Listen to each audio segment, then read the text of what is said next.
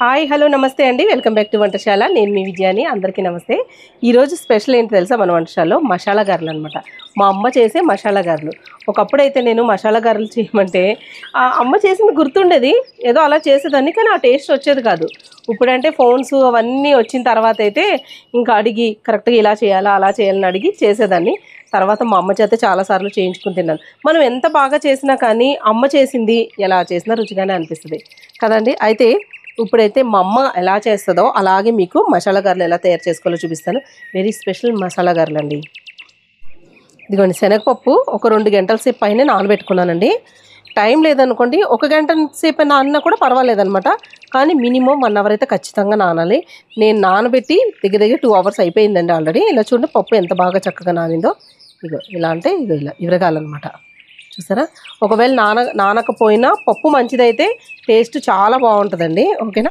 ఇలా పప్పు నానబెట్టుకున్న తర్వాత శుభ్రంగా కడిగేసుకుని వాటర్ ఒకసారి తీసేయండి వాటర్ తీసేసి కొంచెం ఇది 1/2 కిలో శనగపప్పు అనమాట కొంచెం శనగపప్పు అయితే తీసేస్తున్నాను ఇదిగో ఇంత శనగపప్పు అయితే కొంచెం తీసేస్తున్నాను ఒక గుప్పుడు శనగపప్పు అండి ఇది మన ఇష్టం ఎంత కావాలో అంత తీసుకోవచ్చు ఎందుకంటే తర్వాత అద్దాడానికి అనమాట అయితే ఈ శనగపప్పుని రుబ్బుకుందాం ఒకసారి చూపిస్తానండి ఇందులో ఏమేమి వేసుకోవాలో ఇక నీళ్లు వాడేసేసి ఇక ఇందులో ఇలాగా వేసేసుకోండి శనగపప్పు ఇలా వేసేసుకుని 6-7 ఎల్లుల్లిపాయలు వేసుకోండి కొద్దిగా పొట్టు తీసేసి అలాగే అల్లం ముక్క రుచికి తగ్గట్టుగా కొంచెం రాళ్ళు ఉప్పు వేస్తున్నాను 1 స్పూన్ వేసుకోండి మీ రుచికి తగ్గట్టుగా వేసుకోండి తగ్గించేటట్టయితే కొంచెం తగ్గించుకోవచ్చు 1 స్పూను ధనియాలు వేస్తున్నాను 1 స్పూన్ జీలకర్ర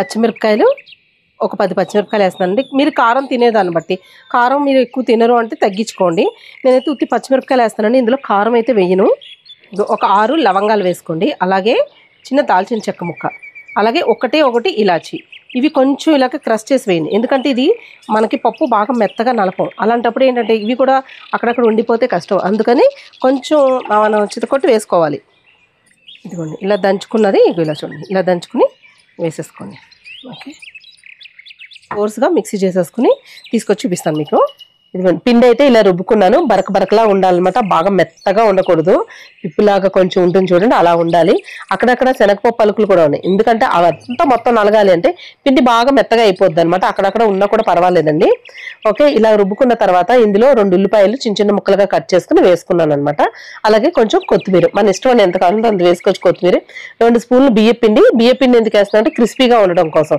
శనగపిండి 2 స్పూన్లు శనగపిండి కొంచెం బైండింగ్ రావాలి అంటే ఉండ రావడం కోసం అనమాట వరకు ఇవన్నీ చక్కగా కలిపేసుకోవాలన్నీ ఇదిగోండి ఇలాగా ఉండ చేసుకోవాలి మనకి ఎంత సైజు కావాలో వడ చేయడానికి ఇలా ఉండ చేసుకుని ఇదిగోండి ఇలా పప్పులు ఉన్నాయి కదా ఈ పప్పుల్లో మా అమ్మగారు అయితే ఇలాగ చేసేది అనమాట ఇలాగ చేసేసి పప్పులు బాగా కనిపిస్తాయి అప్పుడు మనకి ఇలా ఉండని ఒక్కసారి ఇలా అనుకుని ఇలా ఎక్కువ పలసగా చేయకూడదు అలాగని ఎక్కువ దళసరగా కూడా చేయకూడదు ఇది మీరు అరిటాకు కానీ ఏదన్నా ఉంటే అలా వేసుకున్నా సరే లేకపోతే చేతిలో ఇలా అనేసుకుని వేసేసుకోవడమేనండి సరిపోతుంది ఇలాగా నూనె కాగుతూ ఉంటేని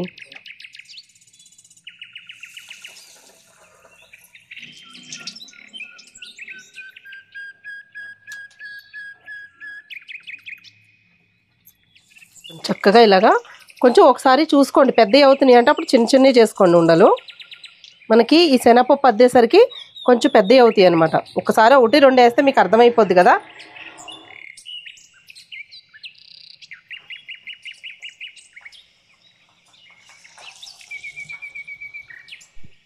ఇదిగోండి ఇలా వేగుతున్నప్పుడు మనం అన్నీ వేసేసుకున్నాక అన్నీ ఒకసారి తిరిగేసుకోండి మధ్యలో ఇలా తిరిగేసుకుంటూ ఉండాలి కొంచెం కలర్ వచ్చే వరకు వేగాలి అలా అయితేనే బాగుంటుంది లేదంటే పిండి కింద ఉంటాయండి లోపల అదిని ముందు వేస్తాను చూడండి అవి ముందుగా తిరగేసేసుకోవాలి మీడియం నుంచి హై ఫ్లేమ్లోకి అడ్జస్ట్ చేసుకుంటూ మంటని వేయించుకోవాలి వీటిని ఇలా చూడండి కలర్ చేంజ్ అయినాయి కదా బాగా వేగిపోయినాయి చూడండి మరీ ఎక్కువ వేగినా కూడా ఆ టేస్ట్ బాగోదు అనమాట కొంచెం ఇక చూసుకున్నారు కదా ఇలా వేగితే సరిపోతుంది మీకు ఇలా అయితే వేగిపోతే చాలు మీకు వేయించుకున్నప్పుడు తెలుస్తుంది కదా ఒక వాయి అయితే ఫస్ట్ ఒక 4 వేసుకుని చూసుకుని మీరు ఆ క్రిస్పీనెస్ ఒకసారి టేస్ట్ చేసి ఓకే అనుకున్నప్పుడు మీరు మిగతా వాయిలో ఎంత వేయించుకోవాలో మీకు అర్థమైపోద్ది చూడండి ఎందుకంటే మాకు వీడియోలో మీకు ఒక్కొక్కసారి కలర్ కనిపించదు అనమాట లైట్గా కనిపించవచ్చు లేకపోతే డార్క్గా కూడా కనిపించవచ్చు ఇదిగోండి ఇలాగ క్రిస్పీగా, పైన అయితే క్రిస్పీగా ఉండాలి చూడండి, అలా వేయించుకోవాలి. లోపలప్పుడు మెత్తగా ఉంటుంది, అంటే మెత్తగా అంటే బాగా వేగి కరెక్ట్గా ఉంటుంది అనమాట. ఇలాగే మిగతా అవి కూడా వేసేసుకుని మీకు నేను చూపిస్తాను. ఇదిగోండి మసాలా గారెలన్నీ అయితే రెడీ అయిపోయినాయి. ఇందులో మనం ఏంటంటే ఒకవేళ మనకి పప్పు సరిగ్గా నానలేదనుకోండి, ఒక గంట సేపే నానింది, టైం లేదు అన్నప్పుడు, అలాంటప్పుడు ఏంటంటే గట్టిగా వస్తాయి కొంచెం గారెలు. అలాంటప్పుడు కొంచెం చిటికెడు సోడా వేసుకోవాలి. మనకి 2 గంటలకు పైగానే 2 నుంచి ఒక 3 గంటలు నానిపోయింది అనుకోండి, అసలు సోడా అది ఏమీ అయినా అవసరం లేదు. ఎందుకంటే నేను ఇక్కడ తీసుకొచ్చేసరికి 2 గంటలకు పైన అయిందండి. మేము వీడియో స్టార్ట్ చేసి మీకు అన్నీ చూపించే వరకు ఎక్కువ టైం పడుతుంది అనమాట. దగ్గర దగ్గర పావుతొక్క 3 గంటలు పట్టింది. నాకు పప్పు అయితే నానిపోయింది. అలా నానినప్పుడు మనకు అసలు సోడా అయిన అవసరం ఉండదు. ఇదిగోండి ఇవి కూడా వేగిపోయినాయండి లాస్ట్లో. ఇప్పుడు తీసేసి మీకు నేను చూపిస్తాను మసాలా గారెలు ఎలా ఉన్నాయో. వేడి వేడి మసాలా గారెలు చూడండి. బయట క్లైమేట్ అయితే ఎలా ఉందంటే వచ్చి రాని వర్షం. ఇప్పుడు దాకా వర్షం వచ్చింది, ఇప్పుడైతే తగ్గిపోయింది అనమాట. ఒక గంట సేపు అయింది, చల్లగా గాలి అయితే వేస్తుంది. మరి ఇలాంటి టైంలో ఇలాగ వేడి వేడిగా మసాలా గారెలు తింటే ఎలా ఉంటుంది? తింటే ఉంటుంది అబ్బా. ఇదిగోండి మసాలా గారెలు చూడండి. పప్పులు ఇంత ఎక్కువ ఎందుకు వేసాను తెలుసా నేను? ఇలాగా అమ్మ ఇలాగే వేస్తుంది వేయడం అయితేని. మేము చిన్నప్పుడు ఏం చేసేవాళ్ళం అంటే, నేను మా తమ్ముడు మా చెల్లెలు దెబ్బలాడుకునేవాళ్ళం అండి. దేనికి పప్పులు ఎక్కువ ఉంటే అవే తీసుకునేవాళ్ళం అనమాట. అదే నాకు కావాలని. కానీ అమ్మ ఏం చేస్తుంది చెప్పండి? 2 అమ్మాయిలు ఉండే ఒక అబ్బాయి అంటే అబ్బాయికే ఇస్తుంది కదా. మీ ఇంట్లో కూడా ఇలాగే జరుగుతుందా? మా ఇంట్లో అలాగే జరిగేది. అందులోనూ మా తమ్ముడు హాస్టల్లో ఉండేవాడు. అందుకు ఇక చూడండి, ఇదైతే టేస్ట్ చేసి చూపిస్తాను మీకు. ఒకసారి పక్కన పెట్టేసి ప్లేటు ఇలా చూడండి, ఎంత క్రిస్పీగా ఉంటుందో తెలుసా పైన అయితేని. చాలా బాగుంటుంది. నేనైతే టేస్ట్ చేసేస్తాను, మిమ్మల్ని ఊరిస్తానని మీరు తిట్టుకున్నా సరే.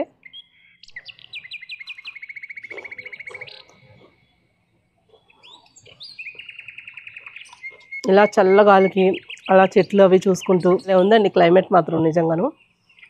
ఇలా మసాలా గారెలు తిన్నప్పుడు మీకేం తాగాలనిపిస్తుంది చెప్పండి? టీయా కాఫీయా?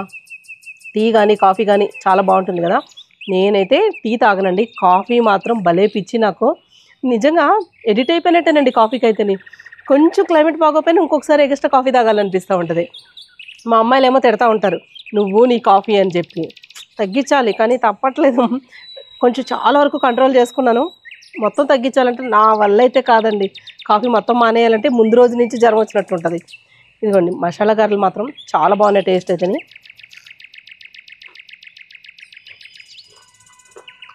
లైట్గా తెలుస్తుంది ఆ లవంగాలు, దాల్చిన్ని, అంటే ఏదో మసాలా వేశారని తెలుస్తుంది. ఇది అని మాత్రం తెలియట్లేదు. టేస్ట్ చాలా బాగుంది, క్రిస్పీగా. లోపల మాత్రం అదిరిపోయింది. పైన క్రిస్పీనెస్ అసలు చెప్పక్కర్లేదు. మనకి ఇంత టేస్ట్ రావాలి మసాలా గారెలన్నా ముందు పప్పు బాగుండాలి. పప్పు కనుక మంచి క్వాలిటీ లేకపోతే మనం ఎంత బాగా చేసినా గారెలు అవి బాగోవండి కదా. మరి మసాలా గారెల గురించి మీ అభిప్రాయాన్ని తెలియచేయండి కామెంట్ రూపంలోనూ. మరి మీరు ఎలా వేస్తారో, మీ అమ్మగారు వాళ్ళు ఎలా వేస్తారో నాకు కామెంట్ ద్వారా తెలియచేయండి, ఓకేనా. మరి మా వీడియో నచ్చిందంటే మా ఛానల్ సబ్స్క్రైబ్ చేసుకొని బెల్ ఐకాన్ క్లిక్ చేసి ఆల్ అనే ఆప్షన్ ఉంటుంది, అది కూడా క్లిక్ చేశారంటే మా వీడియోస్ అన్ని నోటిఫికేషన్ వస్తాయి.